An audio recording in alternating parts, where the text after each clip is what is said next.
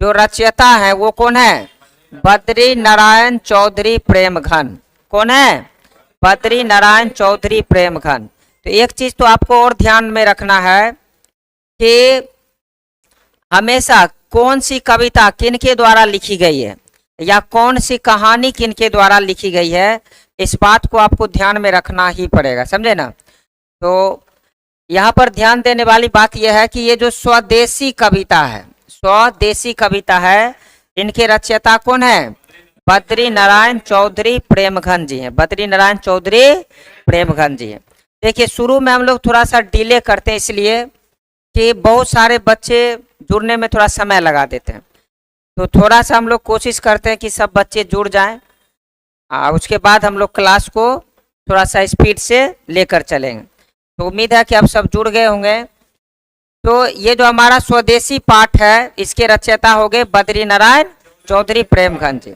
इनका जन्म हुआ है 1 सितंबर 1855 ईस्वी को। इनका जन्म हुआ है 1 सितंबर 1855 ईस्वी को मिर्जापुर, जहाँ पर एक सीरीज आया था, आप देखे होंगे, आया था ना, मिर्जापुर नाम से एक एकदम कुख्यात टाइप का स्थान था, जहाँ पर कालीन भैया, नाम सुने होंगे बहुत सारे लोग अगर सीरीज देखते हैं। तो एक मिर्जापुर नाम का हम लोग के भी सीरियल भी आया था, जो कि उत्तर प्रदेश का एक जिला का नाम है, एक स्थान का नाम है, वहीं पर इनका जन्म हुआ था। यानी उत्तर प्रदेश का एक जिला है मिर्जापुर, उत्तर प्रदेश का एक जिला है मिर्जापुर, जहाँ पर इनका जन्म हुआ है। तो अभी तक हम लोग को यहाँ पर क्या क्या सीखे? हमारा जो ये कविता है स्वदेशी, इसके रचयिता हैं बद्री नारायण चौधरी प्रेमघन जी, जिनका जन्म हुआ है 1 सितंबर 1855 ईस्वी को।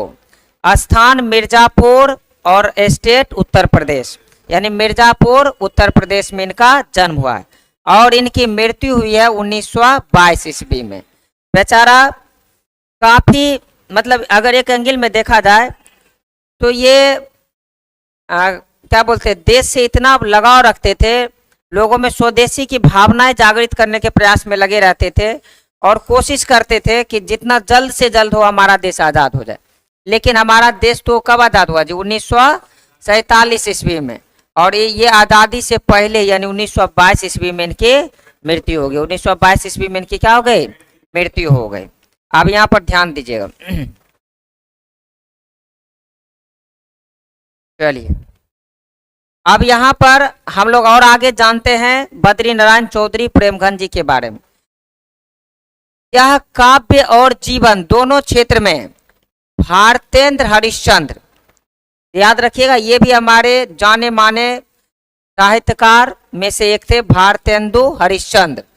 इनको ये अपना आदर्श मानते थे, इनको अपना आदर्श मानते थे। ऑब्जेक्टिव में पूछा जाएगा कि बद्री नारायण चौधरी प्रेमघन जी किसको अपना आदर्श मानते थे, किसको अपना आदर्श मानते थे? तो आंसर क्या हो जाएगा? भारतेंदु हरिश्चंद्र। किनको?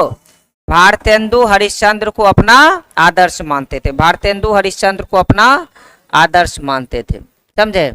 भारतेंदु हरिश्चंद्र को ये अपना आदर्श मानते थे, इस बात को याद रखिएगा।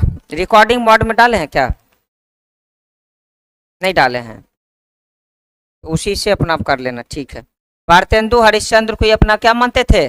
आदर्श मानते थे, आइडियल मानते थे, समझे? इसके बाद ये जो बद्री नारायण चौधरी प्रेमघन जी हैं, ये भारत के विभिन्न स्थानों का भ्रमण किए थे।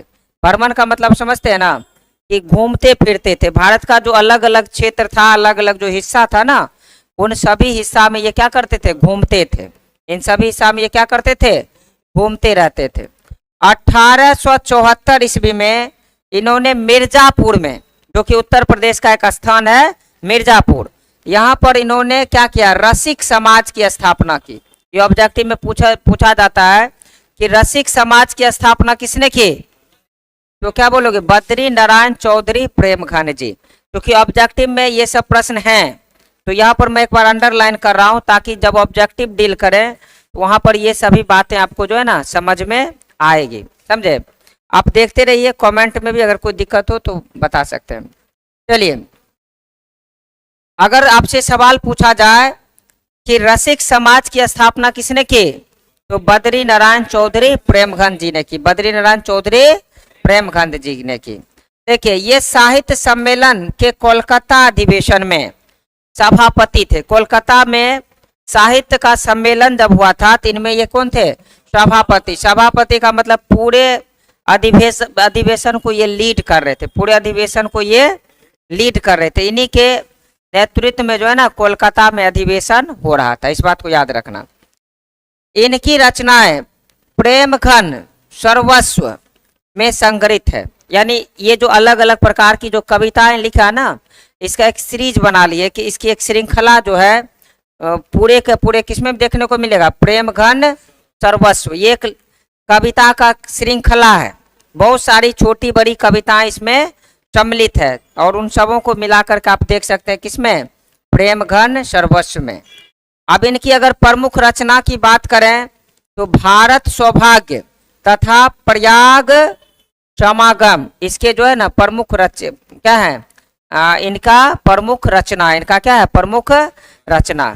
और रही बात कि ये स्वदेशी कविता, इस कविता के माध्यम से कवि प्रेमघन जी बोलते हैं कि हमारे देश में जो व्यक्ति हैं अगर वो आज गुलाम है, चूंकि ये जो कविता है उस समय रची गई जब हमारा देश गुलाम था, तो ये जनताओं को इस और ध्यान आकर्षित करती है कि अगर हमारा देश आज गुलाम है ना, तो इस गुलामी के पीछे की जो सबसे बड़ी वजह है वो ये है कि हमारे जो लोग हैं ना वो अपने देश में स्वदेशी को भूलते जा रहे हैं और विदेशी वस्तुओं के प्रति इसका जो आकर्षण है, इनका जो लगाव है, इनका जो झुकाव है वो काफी अधिक बढ़ रहा है। विदेशी वस्तुओं की तरफ इनका जो झुकाव है वो क्या है? काफी अधिक बढ़ रहा है। समझे ना?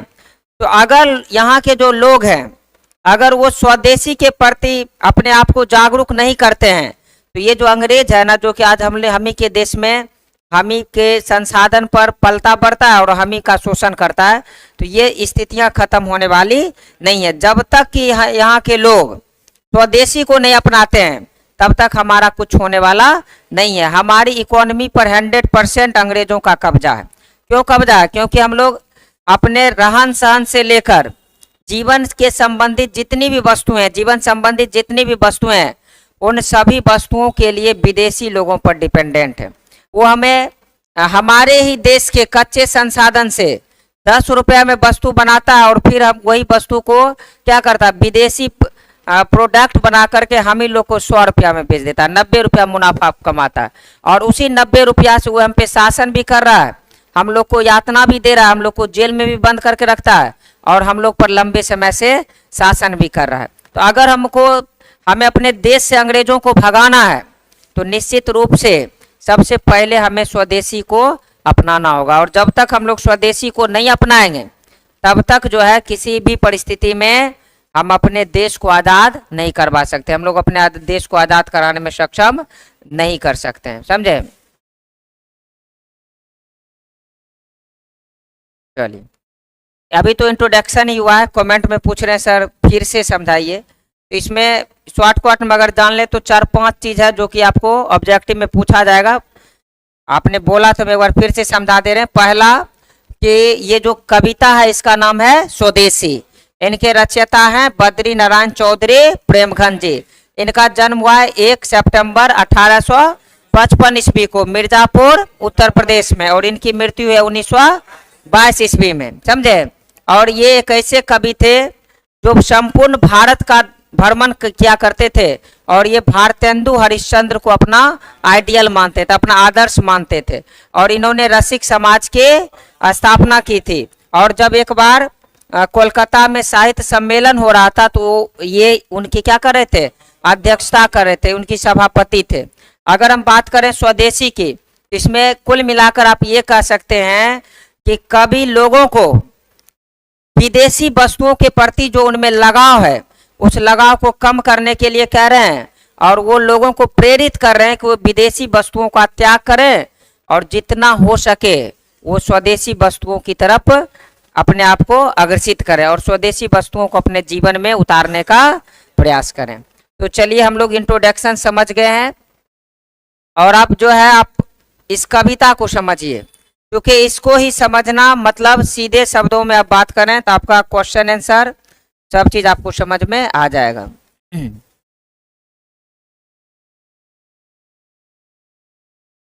देखिए अब यहाँ पर लिखा है प्रेमघन जी की मृत्यु सर कैसे हो गई। अब बताइए, प्राकृतिक मृत्यु हुई ना है।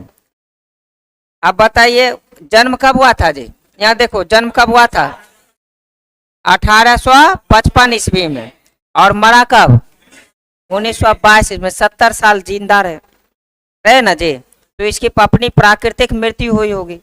आप आइए कमेंट्स में पूछते हैं कि सर इनकी मृत्यु कैसे हो गई। इनको अगर आपको ऐसा लग रहा कि अंग्रेज के द्वारा मारे गए, तो ऐसा कुछ नहीं है, इनका अपना नेचुरल डेथ हुआ था, समझे ना। चलिए अब यहाँ पर जो कविता है, प्रत्येक कविता 2-2 लाइन की है और 2 लाइन में ही उसका अर्थ निकलता है। तो उम्मीद करेंगे कि आपको एक एक कविता हम लोग अलग अलग बता रहे हैं। अगर जो कविता आपको समझ में नहीं आवे, तुरंत आप उसको कमेंट बॉक्स में रिप्लाई करें, मैं फिर से रिपीट करके आपको बता दूंगा। और आज जब तक हम आपके साथ हैं तो इस चैप्टर से रिलेटेड ना तो आपसे कभी ऑब्जेक्टिव छूटेगा और ना ही कोई प्रश्न उत्तर छूटेगा। इसलिए आप ये मत सोचिए कि हम परेशान हो जाते हैं। आपको जो मन में है वो अपना भेज सकते हैं, हम उसको फिर से जो है करेंगे। चलिए क्या बात है, विकास दास जी बिहार के किसी भूखंड से हमसे जुड़े हैं और पूछ रहे हैं कि सर इसकी पत्नी का नाम क्या है, बताइए। आप बताइए, लग रहा है कि हमारे रिश्ते में ये हैं, इनके पूरे घर का बायोडाटा हम रहेंगे। आप अगर क्लास में बैठे रहते हैं ना, क्या नाम है, विकास दास जी, आपको कोना में ले जाकर के पूरा फैमिली का बैकग्राउंड बता देते हैं। आप हमसे ऑनलाइन जुड़ रहे हैं और स्वतंत्रता का लाभ उठा रहे हैं, पत्नी का नाम पूछ रहे हैं, अच्छी बात। हमें जब इसके बारे में पता चलेगा जरूर पत्नी का नाम बता देंगे। चलिए फिलहाल जो है हम लोग इस कविता का अर्थ समझते हैं। कह रहा है कि सबे विदेशी वस्तु नर, सबे विदेशी वस्तु नर। विकास दास जी आराम से पहले सुनिए।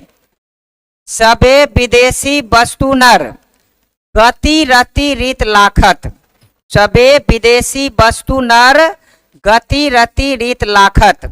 इसका मतलब होता है कि प्रेमघन जी कह रहे हैं कि हमारे यहाँ यानी भारत में जितनी भी वस्तुएं हैं या फिर जितने भी नर हैं, वस्तु माने समान और नर माने व्यक्ति, वस्तु माने समान और नर माने व्यक्ति, हमारे देश में जितने भी वस्तु हैं या फिर व्यक्ति हैं, उन सभी में गति रीति रीत लाखत, उन सभी में विदेशी वाला गुण घुस गया। उन सभी में क्या है, विदेशी वाला जो है ना, रीति चाल चलन वेशभूषा ये सब समावेशित हो चुका है। यानी पहला लाइन में क्या कह रहा है कि हमारे यहाँ जितने भी व्यक्ति हैं या वस्तु हैं, हमारे यहाँ जितने भी व्यक्ति हैं या वस्तु हैं, उन सबों में क्या हो गया है कि विदेशी वाला गुण लक्षण परिवेश वो समावित हो चुका है, वो समावेशित हो चुका है। कहता भारतीय कछु नाभ भारत माँ दर्शाता, यानी भारत में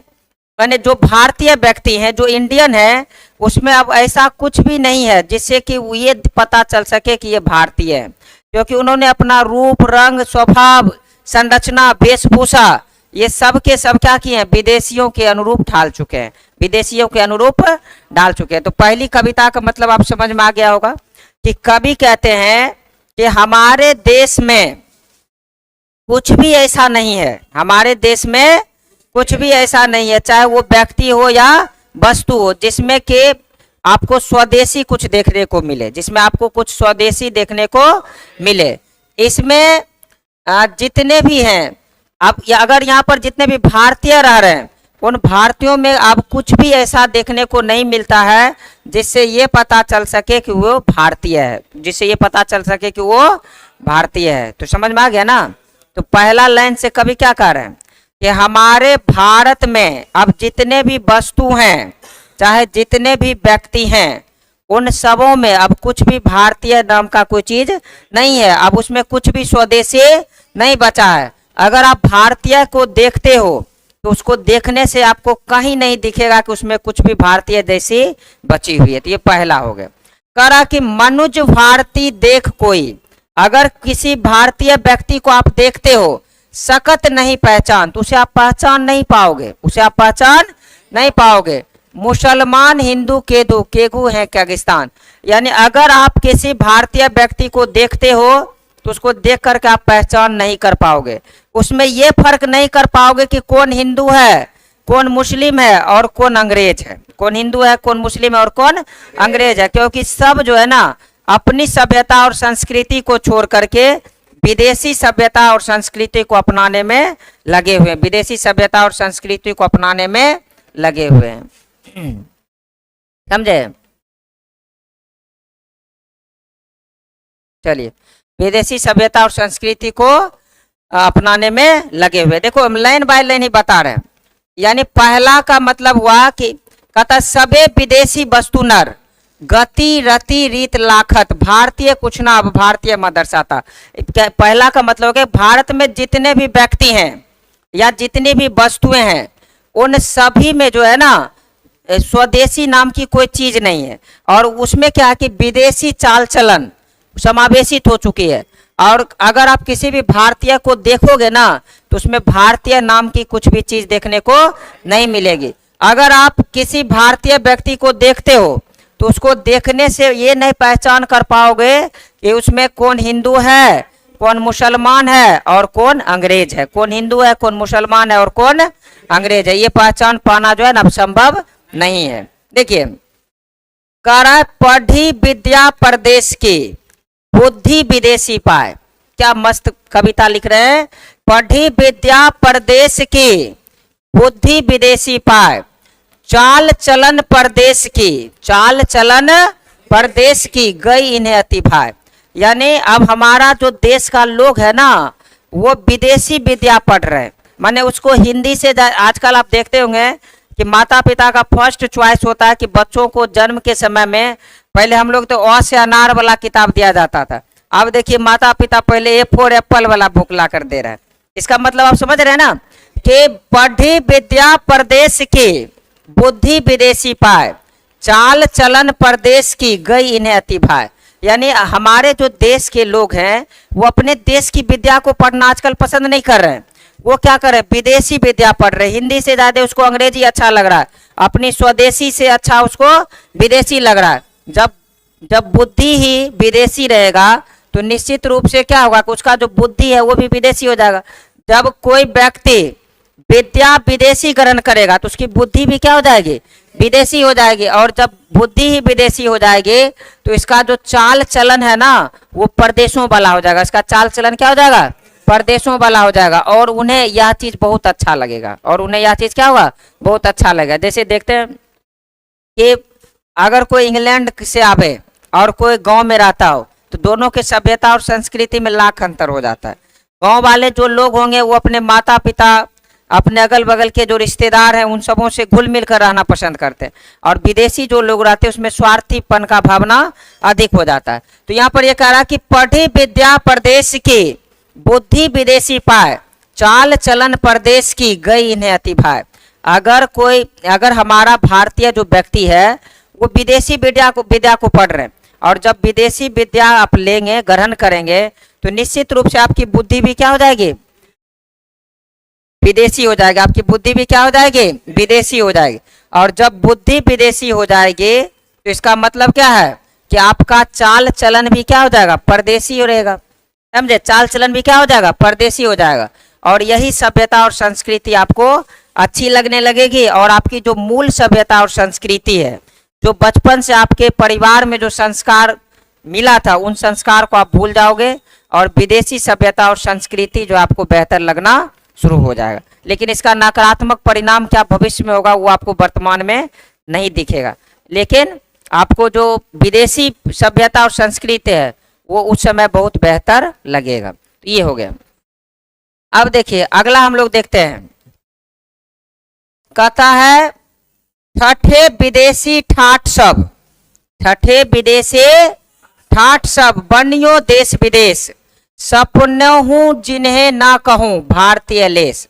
यानी ठठे विदेशी ठाठ सब बनियो देश विदेश। अगर हम अपने मार्केट में जाए अपने बाजार में जाए तो हमारा जो संपूर्ण बाजार है ना वो अब विदेशी वस्तुओं से भरा पड़ा रहेगा, विदेशी वस्तुओं से भरा पड़ा रहेगा। और हमारा जो देश है ना वो भी वर्तमान समय में विदेश बन गया। हमारा देश भी क्या बन गया? विदेश बन गया। और आप सपनों में भी आज नहीं सोच सकते हो कि यहाँ पर कुछ ऐसे भी मिलेंगे जिसमें भारतीयपन दिखे, जिसमें अपनापन दिखे, जिसमें क्या दिखे? अपनापन दिखे। यानी कभी जो है ना भारतीय अर्थव्यवस्था पर चोट करते हैं, भारतीय अर्थव्यवस्था से जुड़ी जितने भी बाजार हैं उन पे व्यंग करते हैं और कहते हैं कि अगर हम अभी अपने बाजार में जाए ना तो पूरे बाजार में ऐसा कोई सामान नहीं मिलेगा जिसमें कि भारतीय वाला कुछ हो। पूरा का पूरा बाजार विदेशी वस्तुओं से भरा पड़ा होगा।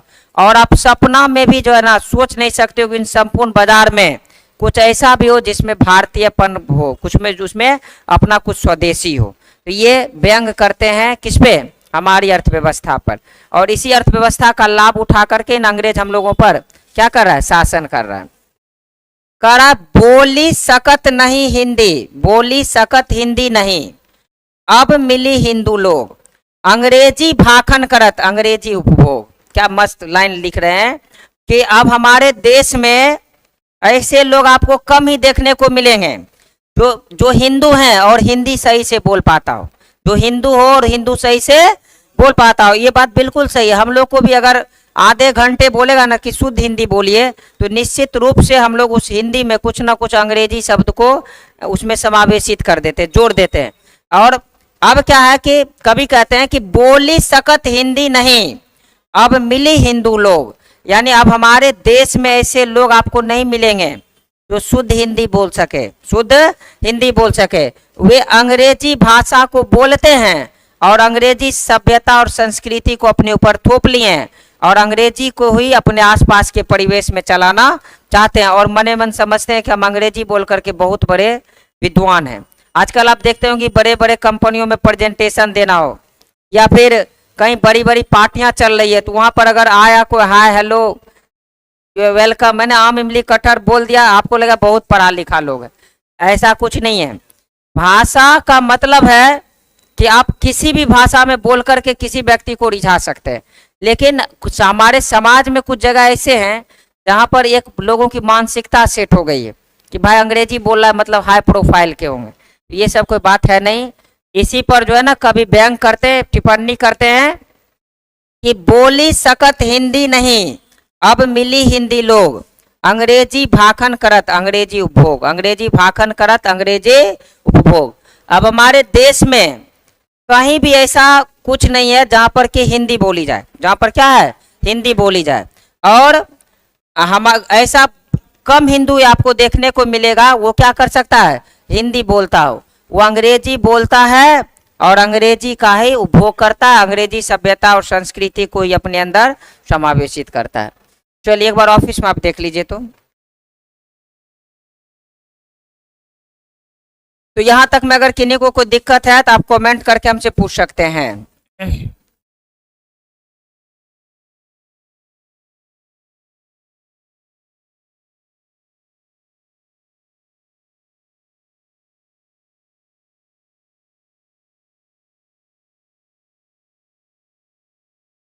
चलिए चलिए हम लोग अगला टॉपिक आप लोग देखते हैं ध्यान से। अगर किसी को कोई दिक्कत है तो कमेंट में आप कर सकते हैं। थोड़ा सा लंबा कविता है लेकिन हम लोग उसको अच्छे से डिस्क्राइब कर लेंगे और उसके बाद क्वेश्चन आंसर भी कंप्लीटली करेंगे। देखिए अब आगे कह रहा है अंग्रेजी वाहन वसन वेश रीति और नीति। अंग्रेजी का मतलब हो गया विदेशी, अंग्रेजी का मतलब विदेशी। वाहन, वाहन का मतलब क्या? कि गाड़ी होता है, मतलब यात्रा करने वाला साधन। वसन, वसन का मतलब हो गया आपका परिवेश, वसन का मतलब परिवेश। वेश रीति और नीति, वेश का मतलब विभिन्न प्रकार का जो आप कपड़ा वगैरह पहनते हो। रीति का मतलब नियम कानून, जैसे हमारा समाज में जो चलता है, एक जो जिसको सभ्यता बोलते हो, जिसको संस्कृति बोलते हो। और नीति, नीति का मतलब क्या? कि जीवन को जीने के लिए किस तरह का हम लोग नियम बनाए, जीवन को जीने के लिए हम लोग किस तरह का नियम बनाए। तो अब जो वर्तमान समय में क्या? अंग्रेजी वाहन वसन वेश रीति और नीति, अंग्रेजी रुचि गृह सकल वस्तु देश विपरीत। यानी हमारे जो भारतीय लोग हैं वो वर्तमान समय में यात्रा करने वाले साधन, पहनने वाला साधन, वेशभूषा, बोलचाल और अपने जीवन को जीने के लिए जीने का स्टाइल, नियम, अंग्रेजी तौर तरीके, यहाँ तक कि देश में जितनी भी अर्थव्यवस्थाएं हैं और अर्थव्यवस्था से जुड़ी हुई जितनी भी वस्तुएं हैं, उन सबों में क्या कर रहा है? अंग्रेजी का उपयोग कर रहा है। उन सबों में क्या कर रहा है? अंग्रेजी का उपयोग कर रहा है। और ये हमारे देश के बिल्कुल विपरीत है। ये हमारे देश के बिल्कुल विपरीत है। इसका मतलब क्या? ये हमारे देश के बिल्कुल भी हित में नहीं है। अगर हम लोग इस पे सुधार नहीं लाएंगे तो और 100 वर्ष अंग्रेज हम लोग पर शासन कर सकता है। तो इस चीज के लिए जो है ना प्रेरित कर रहे हैं, कभी कभी क्या कर रहे हैं? इस सब चीज के लिए प्रेरित कर रहे हैं। किसको? भारतीय व्यक्तियों को। किसको प्रेरित कर रहे हैं? भारतीय व्यक्तियों को कर रहे हैं। कहता हिंदुस्तानी नाम सुने अब ये सकुचित लदात। अब हद तो उस समय हो जाती है कि कोई बड़ी बड़ी महफिल चल रही हो जहां पर बहुत सारे अंग्रेज हैं और वहां पर मतलब क्या आप भी मन मन सोचते हो कि हमको भी अंग्रेजी के में शामिल कर लिया जाए। अगर वहां पर कोई आपको हिंदुस्तानी कह दे तो यह बात सुन करके उसको लज्जा आती है। अंग्रेजी नाम सुनी अब ये सकुचित लदात, भारतीय सब वस्तु ही सो ये हाय घिनात। यानी भारत में तो कुछ ऐसे भी भारतीय रह रहे हैं जिसको कि अगर बड़े बड़े मंच पर हिंदुस्तानी कह देना तो वो हिंदुस्तानी सुन करके भी अपने आप को लज्जा महसूस करता है। और ऐसे ही व्यक्ति हमारे देश के लिए कलंक हैं। और ऐसे ही व्यक्तियों के कारण हमारे देश की जो गरिमा है, हमारे हिंदुस्तान की जो गरिमा, हमारे भारत की जो गरिमा है, वो मिट्टी में मिलती है। और हम लोग जो है ना इस प्रकार के परिवेश से उभरने में असक्षम हो पा रहे हैं। समझे? अभी भी बहुत सारे जो हमारे बिहार के हैं अलग अलग मतलब राज्यों में जाकर, मुंबई, दिल्ली, कोलकाता, बड़े बड़े शहरों में रह रहे हैं और वहां पर जाकर के वहीं पर फ्लैट सब खरीद करके रह चुके हैं। और वो जानते हो कहेगा कि हम बिहारी नहीं हैं। बताइए अब बिहारी कहने में उसको किस बात का शर्म महसूस हो रहा है? हमको समझ में नहीं आ रहा। बिहारी तो ही था ना गौतम बुद्ध, बिहारी है महावीर जी। और सिख के जो 10वें गुरु हैं, क्या गुरु लास्ट में गुरु गोविंद जी, गुरु गोविंद सिंह जी, वो भी तो बिहार के ही थे। पूरे विश्व को मैथ पर का जो शून्य है उसका ज्ञान देने वाले आर्यभट्ट हमारे बिहार से ही थे। यहाँ तक कि पूरे विश्व को ज्ञान का अगर सबसे बड़ा स्रोत माना जाता तो वो हमारा नालंदा विश्वविद्यालय था। इतने संपदा होने के बावजूद भी अगर कोई व्यक्ति बाहर जाकर के ये बोले कि हमको बिहारी बोलने में शर्म आ रहा है तो वो ऐसे व्यक्ति हैं जो कि बिहार के नाम पर कलंक है। समझे? और वो मन में ही समझ ले कि हमको बिहार भी बोलने में इतना ज्यादा गलत फहमी हो रही है, हम बिहारी बोलेंगे तो लोगों के सामने मेरा इमेज खराब हो जाएगा। तो ऐसे लोगों का इमेज खराब नहीं होगा। वास्तव में वो पहले से इमेज खराब वाले व्यक्ति है, उसका कोई भी स्थान है ही नहीं बिहार के लिए। समझे? अगर आप में क्षमता है तो जो गरिमा को हम लोग खो दिए कुछ वर्षों से उसको फिर से लौटाने का प्रयास कीजिए, फिर से उसको लाने का प्रयास कीजिए। ये नहीं कि अगर कोई अंतर्राष्ट्रीय मंच पर आपको कोई बिहारी कह रहा है या भारतीय कह रहा है तो इसको सुन करके आपको लज्जा महसूस हो। तो ऐसे ही भारतीय क्या करते हैं? भारतीयों को पीछा करने का प्रयास करते हैं। तो यहाँ पर ये कवि कहने का प्रयास कर रहे हैं। कहता है देश नगर बानक बनो सब अंग्रेजी चाल, हाटन मैं देखन भरा बसे अंग्रेजी माल। अब अंग्रेज क्या कर रहा है? अंग्रेज क्या कर रहा है? हमारे देश को, जो हमारी देश, जो हमारी सभ्यता, जो हमारी संस्कृति पहले ग्रामीण हुआ करती थी, जो पहले ग्रामीण हुआ करती थी, अंग्रेज धीरे धीरे इसको शहरीकरण की ओर बढ़ा रहा है। अंग्रेज धीरे धीरे इसको क्या कर रहा है? शहरीकरण की ओर बढ़ा रहा है। और ये सब के सब अंग्रेज के चाल हैं। ये सब की सब क्या है? अंग्रेज की चाल है। कभी कहते हैं कि जब मैं अपने बाजार देखने जाता हूं, जब मैं अपना बाजार देखने जाता हूं तो बाजार में हमें 99% से भी अधिक वस्तुएं विदेशी ही नजर आती है। बाजार में हमें 99 से ही प्रतिशत अधिक वस्तुएं क्या नजर आती है? विदेशी नजर आती है। और इसका सीधा लाभ किसको है? अंग्रेज को है। अंग्रेज हमारे ही देश से कच्चे संसाधन को एकत्रित करते हैं और फिर से उसको अपने देश बेच करके उच्चतम गुणवत्ता प्रदान करवाते हैं और फिर 10 रुपया की वस्तु को पुनः वो 100 रुपया में, 100 रुपया में हमारे देश में बेचता है और 10 रुपये की वस्तु पर 90 रुपये का वो लाभ कमाते हैं और उस लाभ का कुछ हिस्सा सेना पर खर्च करते हैं और जिसके दम पर वो लंबे समय से हम लोगों पर शासन कर रहे हैं। तो ये अंग्रेजों की चाल है। क्या कह रहा है? देश नगर बानक बनो सब अंग्रेजी चाल, हाटन मैं देखूं भरा सभे अंग्रेजी माल। यानी हमारे देश में जो ग्रामीण सभ्यता थी उसको धीरे धीरे अंग्रेज क्या कर रहा है, शहरी सभ्यता में बदल रहा है। अंग्रेज धीरे धीरे उसको शहरी सभ्यता में क्या कर रहा है, बदल रहा है। और ये सभी के सभी किसकी चाल है, अंग्रेजों की चाल है। ये सब की सब किसकी चाल है, अंग्रेजों की चाल है। और कह रहा कि जब मैं बाजार देखने जाता हूँ, भारतीय बाजार देखने जाता हूँ, तो वहां लगभग सभी वस्तुएं कैसी होती है, अंग्रेजी होती है। सभी वस्तुएं कैसी होती है, अंग्रेजी होती है। अब और मजा आएगा, देखिएगा यहाँ। अगर अच्छा लगे तो एकदम इतना अच्छे से समझिए कि किसी दूसरे को आप समझा सकते हैं। ये 9वां पॉइंट और भी गजब है। कह रहा है कि जिनसे संभल सकत नहीं तन की धोती ढीली, सॉरी, जिनसे संभल सकत नहीं तन की धोती ढीली ढीली या ढीली ढाली, समझे ना। देश प्रबंध करही हुए यह कैसे खाम ख्याली। यानी जिन भारतीय नेताओं से अपनी ढीली ढाली धोती नहीं संभलती, समझ गए ना, उसको धोती को छोड़ करके अंग्रेजी वाला कपड़ा पहन के घूम रहा है और अपने आप को नेता पूज रहा है। जिन भारतीय नेताओं से अपनी ढीली ढाली धोती नहीं संभलती है, वो आपके बीच में आकर के लंबा लंबा भाषण देकर जाते कि हम देश को संभाल लेंगे। और ऐसा उन पे भरोसा करना किसी कोरी कल्पना मात्र से कम नहीं होगी। वो ये एक प्रकार का क्या कि मन में मिट्ठू बनाना, समझे, इससे होने वाला कुछ नहीं है। समझे कितना अच्छा लिखा है कि जिन नेताओं से अपनी ढीली ढाली धोती नहीं संभलती है, वे हम लोगों के देश संभालने की बात करता है और हम लोगों के बीच में आकर के लंबा लंबा प्रवचन मार के जाता है, लंबा लंबा वादा करके जाता है। पहले वो अपनी ढीली ढाली धोती संभाले ना, उसके बाद वो देश संभाले। और ऐसे नेताओं पर भरोसा करना एक जो है ना किसी क्या कोरी कल्पना मात्र। ऐसे नेताओं पर भरोसा करना क्या है, एक कोरी कल्पना मात्र है। देखिए कहता दास वृत्ति की चाह चहूं दिसी चरहूं बरन बढ़ाली करत खुशामत झूठ प्रशंसा मनहू बने डफाली। ऐसे नेता को कभी डफाली के समान समझते हैं, ऐसे नेता को कभी डफाली के समान समझते हैं, जो अंग्रेजों की गुलामी करते हैं, अंग्रेजों की तलवार चाटते हैं, समझे ना। और हम भारतीयों के बीच में आकर के झूठा जो है अंग्रेजों की प्रशंसा करते हैं। हम लोग को भरोसा दिलाते नहीं अंग्रेज बिल्कुल सही है, उसका हम लोगों को थोड़ा समर्थन करना चाहिए। तो जो ऐसे नेता हैं उसको कभी क्या समझते हैं, डफाली समझते हैं। डफाली का मतलब दोनों तरफ से बजने वाला। अंग्रेज के पास में गया तो अंग्रेज का जी हजूरी करके आ गया, और हम लोगों के पास में आया तो हम लोगों की जी हजूरी कर लिया। तो ऐसे नेता क्या है, डफाली के समान है। ऐसे नेता क्या है, डफाली के समान है, जो दोनों तरफ से बजने वाले हैं। देखिए दिख रहा है सर, हम आपको पहचानते हैं। कॉल भी कर लो, फोन नंबर होगा ही।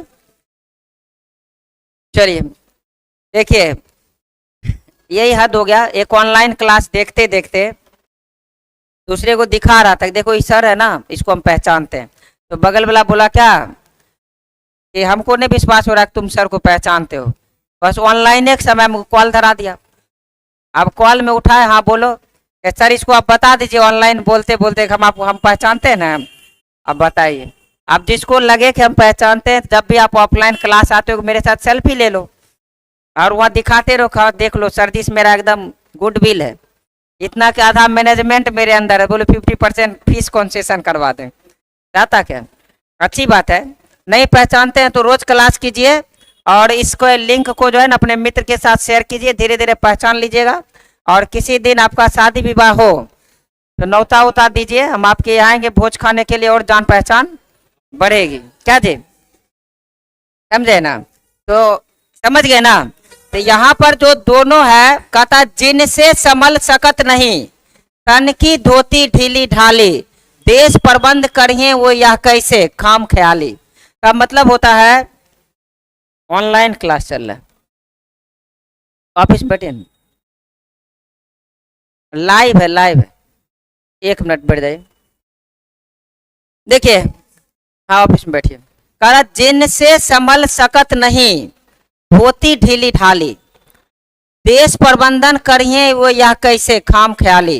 यानी जिन नेताओं से अपनी ढीली ढाली धोती नहीं संभलती है और वे देश संभालने की बात करते हैं, वो क्या करते हैं, देश संभालने की बात करते हैं, और उनसे इस प्रकार का प्रवचन सुनना, या उनका इस भरोसा को हम लोग को सुनना और उस पर विश्वास करना किसी कोरी कल्पना मात्र से कम नहीं है। उस पर चुपचाप इस कान से सुनिए, इस कान से निकाल दीजिए, और उसको पहले तो अपना धोती संभाले ना, उसके बाद वो देश को संभालेगा। कहता दास वृत्ति की चाह चहूं, दसी चरहूं बरन बढ़ाली, करत खुशामत झूठ प्रशंसा, मनहु बने डफाली। का मतलब होता है कि हमारे देश में कुछ ऐसे भी नेता हैं जो कि डफाली के समान है, दोनों तरफ से बजने वाले हैं। वो क्या करता है कि वे हमेशा अंग्रेजों की झूठी प्रशंसा में लगे रहते हैं, उसके तलवे चाटने वाले होते हैं, और वो हम लोगों के बीच में आकर के लंबा लंबा प्रवचन देगा। तो ऐसे नेताओं पर विश्वास नहीं करना है, ये एक डफाली के समान। ये क्या है? एक डफाली के समान है। अंग्रेज की तरफ से जाकर के अंग्रेज की तरफ बोलेगा और भारतीयों की तरफ आकर के भारतीयों की तरफ बोलेगा। तो इस तरह से हमारा जो है ये कविता जो है वो कंप्लीट हो गया। क्या क्वेश्चन आंसर भी हम करवा दें अभी, क्या ब्रेक के बाद? वाह, इतने जल्दी जल्दी जब ब्रेक लोगे तो फिर दिक्कत है। या फिर ठीक है, बालक सबका कहना है कि सर ब्रेक दे दीजिए, तो ठीक है, ब्रेक के बाद जो हम इसका क्वेश्चन आंसर आपको करवा देते हैं, समझे ना।